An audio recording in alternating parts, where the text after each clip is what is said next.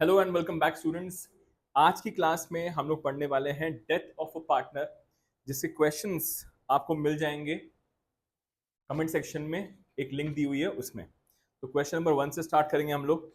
So question number 1 बोलता है there are three partners A B and C. There are three partners A B and C जिनका ratio है 3:2:1।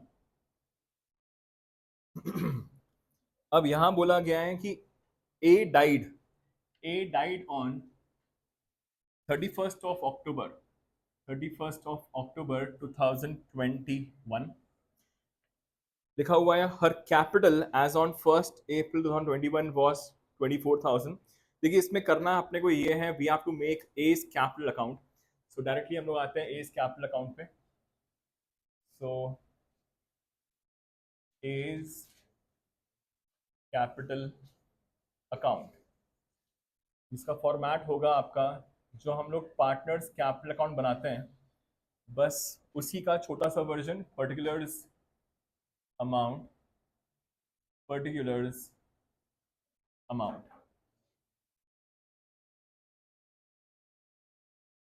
सो यहाँ पे सबसे पहली चीज जो आपकी आती है that's the by balance brought down. By balance brought down आपके पास ऑलरेडी गिवन है, दैट इज 24,000। ए का ऑलरेडी जो बैलेंस था 1 अप्रैल को वो था 24,000। इसके बाद लिखा हुआ है and her share of profit for the year 21-22। Obviously यहाँ पे इसने काम किया है सिर्फ और सिर्फ 7 months, that is she died on 31st October। तो अप्रैल मई जून जुलाई अगस्त सितंबर एंड अक्टूबर 7 months। तो यहाँ पे 7 months का आपको डायरेक्टली इन्होंने प्रॉफिट निकाल के ही दिया हुआ है, दैट इज 2,000। तो यहाँ पे जो 2,000 रुपीज का प्रॉफिट है वो आ जाएगा with the name by PNL suspense, by PNL suspense account 2,000। अब ये पीएनएल सस्पेंस के थ्रू मैं क्यों कर रहा हूँ, क्योंकि क्वेश्चन में आपके पास न्यू रेशो गिवन नहीं है। अगर क्वेश्चन में न्यू रेशो होता तो ये आप निकालते गेनिंग रेशो और बाकी बी और सी मिलकर इनके गेनिंग रेशो में ये अमाउंट 2,000 रुपीज को दे रहे होते। बट क्योंकि आपके पास न्यू रेशो नहीं है तो यहाँ पे डायरेक्टली पीएनएल सस्पेंस के थ्रू अमाउंट आ जाएगा। ओके, नेक्स्ट बोला गया है office equipment of the firm the book value of which was 10,000 on 1st April was revalued on date of A's death at rupees 13,600। तो यहाँ पे हम लोगों को क्या हो गया exactly, we have a profit. हमारे ऑफिस इक्विपमेंट की वैल्यू क्या हो गई है, बढ़ गई है। तो हमको 3,600 रुपए का प्रॉफिट हो गया है। अब क्योंकि रीवैल्यूएशन में प्रॉफिट आ गया है 3,600 का, इसके अलावा और कुछ है नहीं। तो we'll come to the working note. यहाँ पे आएंगे हम लोग वर्किंग नोट पर। सो नंबर 1, रीवैल्यूएशन अकाउंट में आपके पास डेबिट और क्रेडिट। क्रेडिट में आ रहा है आपका 3,600 because there is a profit of 3,600। Next लिखा हुआ है 35,000 पे कर दिया गया। तो यहाँ पे सिर्फ और सिर्फ एक ही इंफॉर्मेशन है फॉर रिवैल्यूएशन। तो यहाँ पे we have a profit directly of 3,600। अब ये जो प्रॉफिट है इसका शेयर मिलेगा ए को। तो बाय रीवैल्यूएशन अकाउंट, अब ए का शेयर था 3/6, इसका 3/6 निकालेंगे, वील गेट हाउ मच, 1,800। और ये हम लोगों ने यहाँ पे 1,800 रुपीज दे दिए।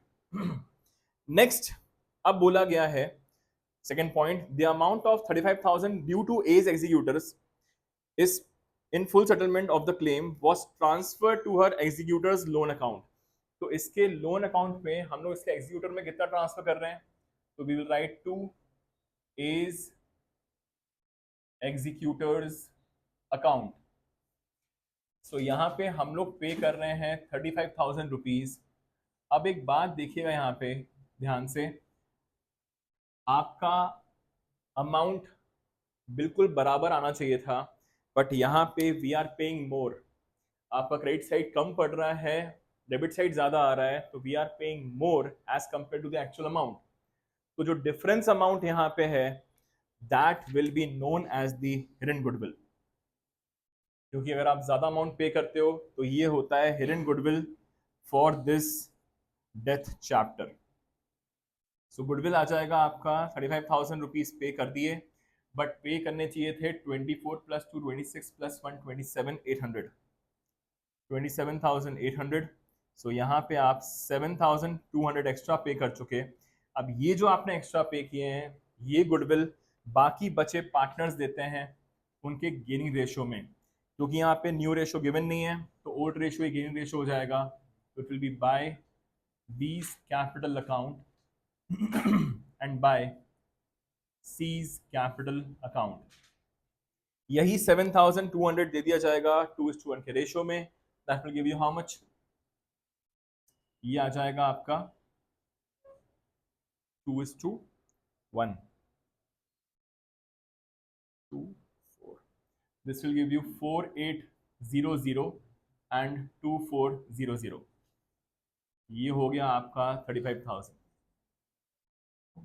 तो ये खत्म हो गया आपका क्वेश्चन नंबर 1। ये हो गया आपका क्वेश्चन नंबर 1 खत्म। अब आते हैं क्वेश्चन नंबर 2 पे। तो क्वेश्चन नंबर 2 बोलता है, क्वेश्चन नंबर 2 बोलता है ABC पार्टनर्स हैं 4/9, 1/3 एंड 2/9। C died. तो इसमें हम लोग को क्या करना है? We just have to find out the gaining ratio and the value of the goodwill of the firm. ठीक है। सो यहाँ पे ओल्ड रेशियो गिवन है आपके पास ABC का, सो इट इज A:B:C। तो ये गिवन है 4/9, 1/3 एंड 2/9। तो यहाँ पे इसको एलसीएम ले लेते हैं हम लोग 9। तो ये हो जाएगा आपका 4:3:2। सो 4:3:2 is the ratio of A, B and C। अब यहां बोला गया है C डाइड ऑन 31 मार्च। तो C की अगर डेथ हो गई है तो ये C की डेथ हुई मतलब कि 2 वाले शेयर की डेथ हो गई है। अब यहां बोला गया है A acquires 4/9 of C share. तो यहाँ पे हो ये रहा है जो आपका 2/9 है C का शेयर, यही बट रहा है, ये बट रहा है आपके A लेके जा रहा है 4/9 ऑफ C शेयर। तो A का गेन कितना हो जाएगा ये देख लेते हैं हम लोग। तो A का गेन विल बी जितना C कमाया करता था मल्टीप्लाइड बाय 4/9। लाइकवाइज निकालेंगे हम लोग B का गेन। B का गेन विल बी जितना C कमाया करता था उसका। अब अगर बोला गया है कि 4/9 लेके जा रहा है A and the balance is acquired by B, तो बैलेंस बचा कितना होगा? अगर 4/9 9 पार्ट्स हैं एक चीज के, उसके 4 पार्ट्स A लेकर चला गया तो बचे कितने पार्ट्स? 5 पार्ट्स। तो ये हो जाएगा आपका 10/81 और ये हो जाएगा 6/2 8/81। तो यहाँ पे देखिए अगर आपको गेनिंग रेशियो निकालना है वो तो क्वेश्चन में ऑलरेडी गिवन था। कैसे गिवन था? क्योंकि यहां लिखा हुआ था A acquires 4/9 of C share और balance is acquired by B। तो 4/9 और 5/9 तो रेशियो कितना आ गया? 4/5 आ गया, 4:5 आ गया। तो वो तो हम लोगों को गिवन था ऑलरेडी। तो गेनिंग रेशियो आ गया है आपका 4:5, दैट इज 8 और 10 आया था। तो 8 और 10 को अगर आप सिंप्लीफाई करेंगे you will get 4:5 only. Is that okay? अब यहाँ पे एक काम करते हैं हम लोग, यहाँ पे गेनिंग रेशियो तो निकाल लिया, न्यू रेशियो निकाल लेते हैं यहाँ पे। तो न्यू रेशियो कैसे आएगा आपका? तो न्यू रेशियो निकालने के लिए आपको जितना ओल्ड था, जितना ओल्ड रेशियो था इसमें प्लस कर देंगे हम लोग gaining share, that is old share plus the gaining share. तो यहाँ पे निकलेगा ए का। तो A use to earn earlier 4/9 plus ये कर रहा है 8/81। न्यू रेशियो क्यों निकालना है? निकालना नहीं है इस क्वेश्चन में, पर निकाल के देख लेते हैं अगर क्वेश्चन में न्यू रेशियो आ जाता है तो कैसे निकलता है। तो यहाँ पे 4/9 प्लस 8/81। तो ये आ जाएगा आपका एलसीएम 81। 9 9 जा 4 9 जा 36 प्लस 8। लाइकवाइज बी का ऑलरेडी था, बी का 3/9 plus 10/81. So LCM again 81, 9 9s are 9 3s are 27, 27 plus 10. तो यहाँ पे आ गया है आपका 36 plus 8, 44/81 and 37/81. So the new ratio has become 44:37. तो इसको चेक करने के लिए एक तरीका बताया था मैंने, अगर इन दोनों का सम आपका 81 आ रहा है तो मतलब रेशियो सही है आपका. So 44 + 37 is 81 only. Is that okay? तो ये हो गया आपका क्या, हमने निकाल लिया gaining ratio and the new ratio as well. अब आते हैं next point, that is goodwill निकालनी है आपको. तो गुडविल के लिए बोला गया है the average net profit given है आपके पास. अच्छा, goodwill of the firm on the basis of 2 years purchase of average super profit. अब यहाँ पे सेकेंड पार्ट, तो गुडविल निकालने का जो फॉर्मूला होगा यहाँ पे, दैट विल बी जितना आपका सुपर प्रॉफिट है multiplied by number of purchase years. तो सुपर प्रॉफिट कितना है वो अभी गिवन नहीं है, निकालना पड़ेगा. सुपर प्रॉफिट निकालने का जो फॉर्मूला होता है, super profit is equal to average profit minus the normal profit. Average profit minus the normal profit. और एवरेज नेट प्रॉफिट आपके पास गिवन है ऑलरेडी 49,000. तो एवरेज प्रॉफिट हमारे पास ऑलरेडी गिवन है 49,000. आगे लिखा हुआ है the remuneration of the partners considered as management cost is estimated to be 9,000 per annum. ये 9,000 पर एनम है, तो मतलब कि this is not your actual average profit. So आपका जो एवरेज प्रॉफिट होगा that would be 49,000 minus this 9,000. 49 minus 9 will give you 40,000. So average profit जो आपका निकल के आ गया है that is 40,000 minus normal. Normal निकालने का तरीका होता है normal profit is equal to capital employed multiplied by rate upon 100. So capital employed निकालने का जो फॉर्मूला होता है, कैपिटल एम्प्लॉयड निकालने का फॉर्मूला होता है all assets minus outside liabilities. All assets minus outside liabilities. आपके पास ऑल एसेट्स की जो वैल्यू गिवन है आपके पास दैट इज 2,20,000 एंड लायबिलिटीज की वैल्यू गिवन है आपके पास 80,000. सो अगर आप इसको निकालेंगे तो you will get how much, 1,40,000.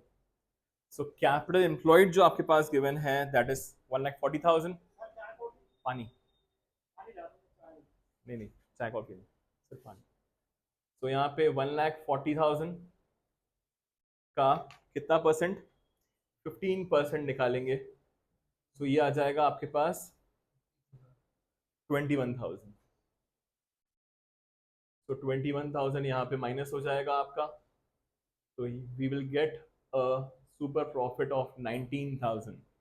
तो हमारे पास जो सुपर प्रॉफिट आ गया है वो आ गया है आपका 19,000. एवरेज प्रॉफिट 49,000 था, बट उसमें देखिए बहुत ध्यान से 9,000 लिखा हुआ है रेम्यूनरेशन, जो आपको माइनस करना पड़ता है. तो जाके आपका एक्चुअल नेट प्रॉफिट जो है करेक्ट वाला दैट इज 40,000. तो 19,000. So 19,000 multiplied by